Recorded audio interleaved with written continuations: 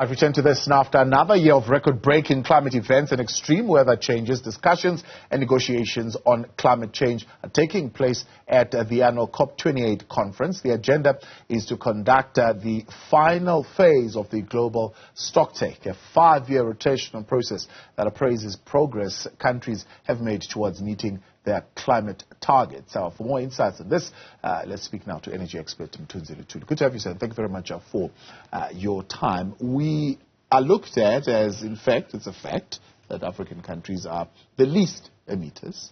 But, of course, we've seen the adverse weather events that have affected us as Africans, mostly because we don't even have the budgets to kind of respond to these adverse weather events. So, somebody would say, do we have a stake in these conversations that are taking place at COP28? Do we have something to offer? Do we have something to put on the table? Should we even be there?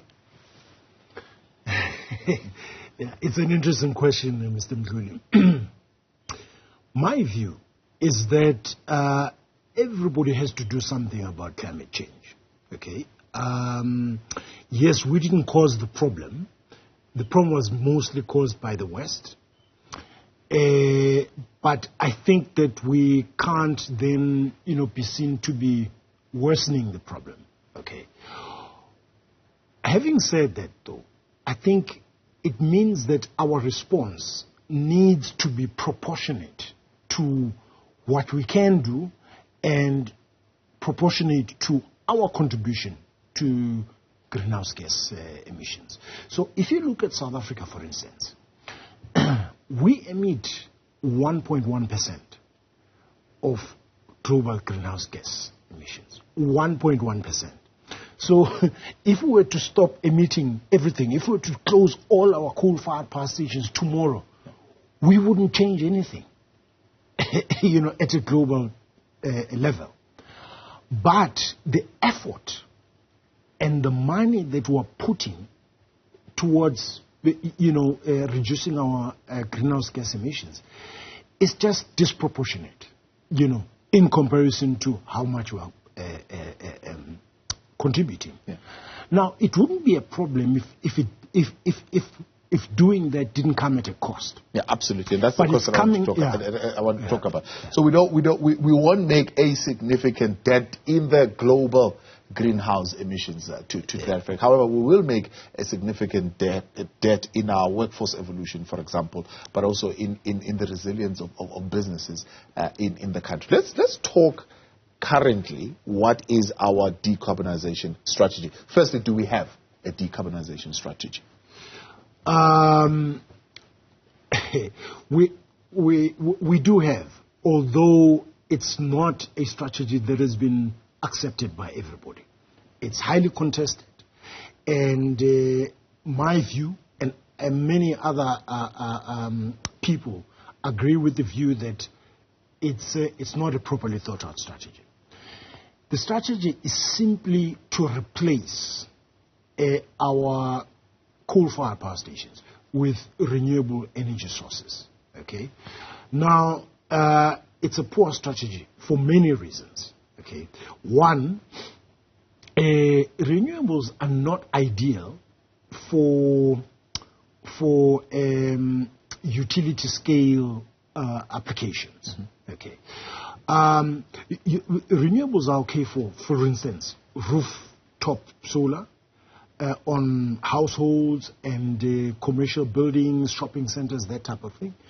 They're also very good for, say, remote farming areas where, let's say you've got farmers that have irrigation schemes and they need to power those irrigation schemes. Renewables become perfect for that, because even if the sun doesn't shine between 8 and 12 but shines in the afternoon and you're only able to irrigate in the afternoon, it's not really going to change anything. But if a company cannot export its product or get its product to market on time, to its customers on time, it's a big problem, especially if it exports.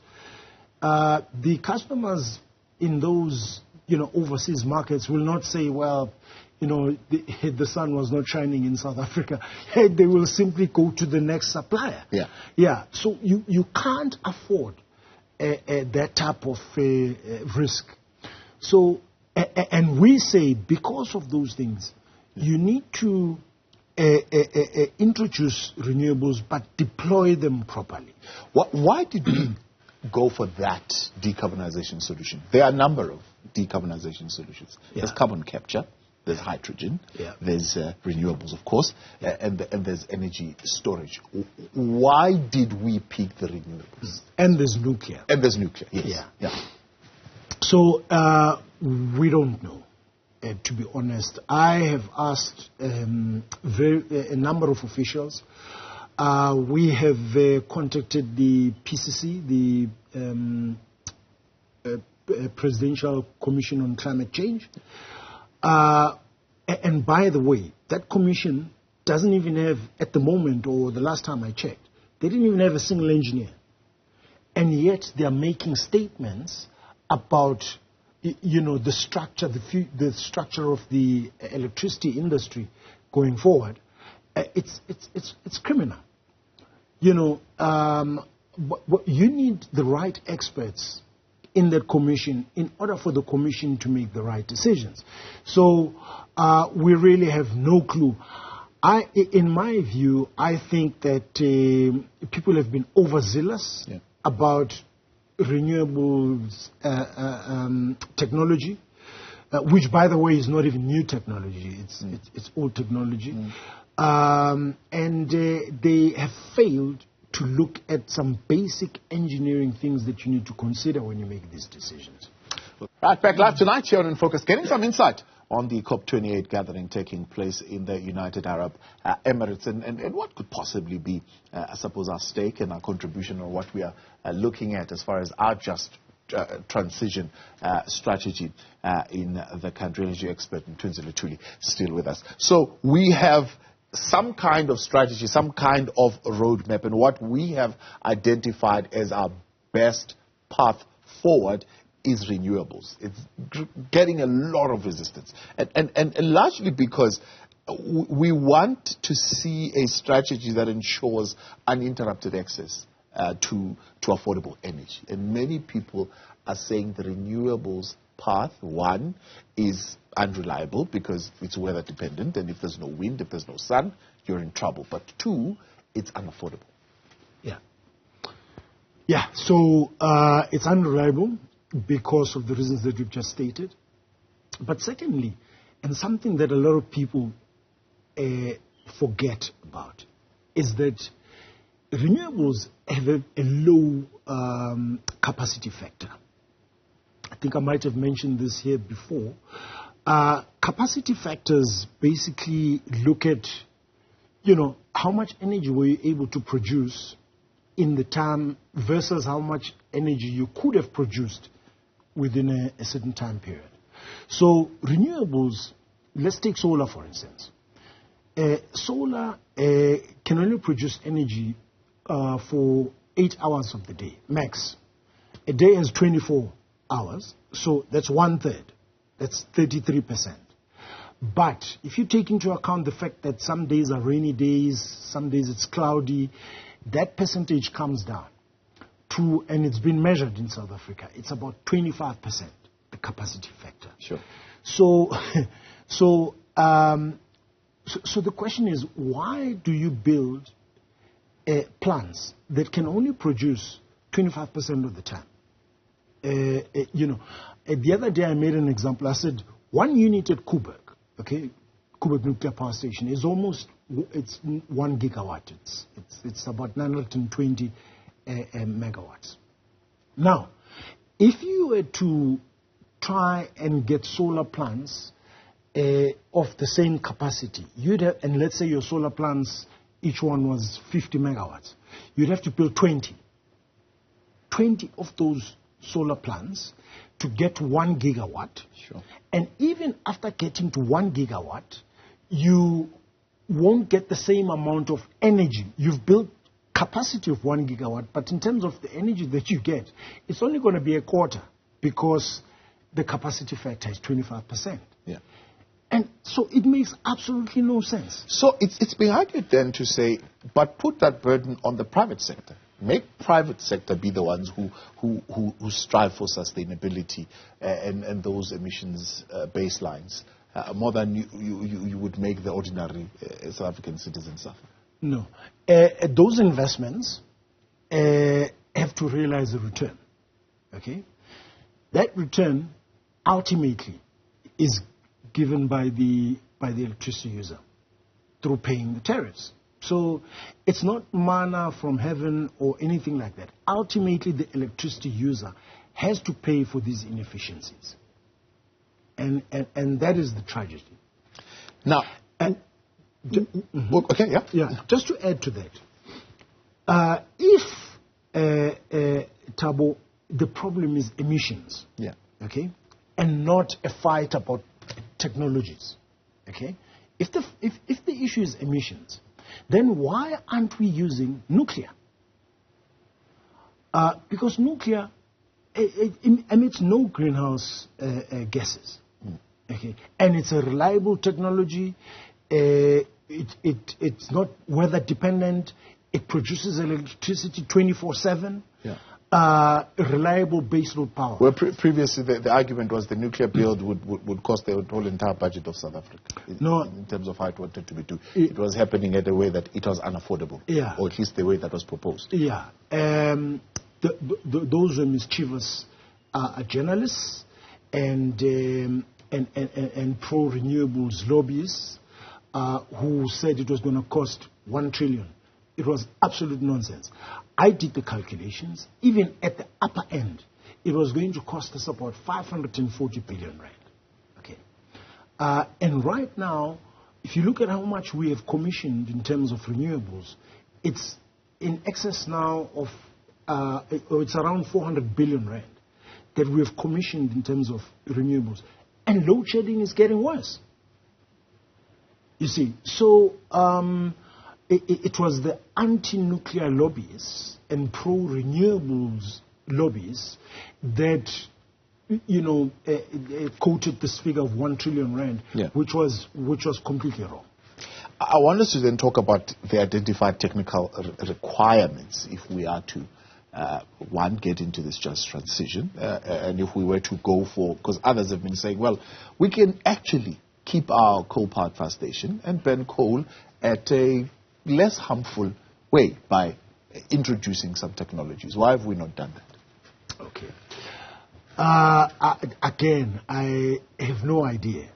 But my suspicion is that the renewables companies and renewables lobbyists have somehow gotten into government. And government is not willing to entertain anything else other than renewables.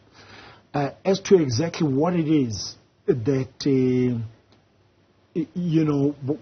what the deal is between government and these renewables lobby groups and foreign companies, your guess is as good as mine. And there are various suspicions related to corruption and all kinds of things. But it's very sad. It's very sad because it comes at a big cost to the country. Your question was about the skills. We've tried. I mean, for example, in the latest instance, I think it's the units at Gusile, yeah, that have had to pull out some of these technologies that would have helped them emit less, and yeah, the minister having to sign yeah, that exemption. Yeah. Okay. So, my view is that what South Africa needs to do is to look at building what we call HALE plants. Okay. The HALE is HELE. Stands for high efficiency, low emissions coal plants.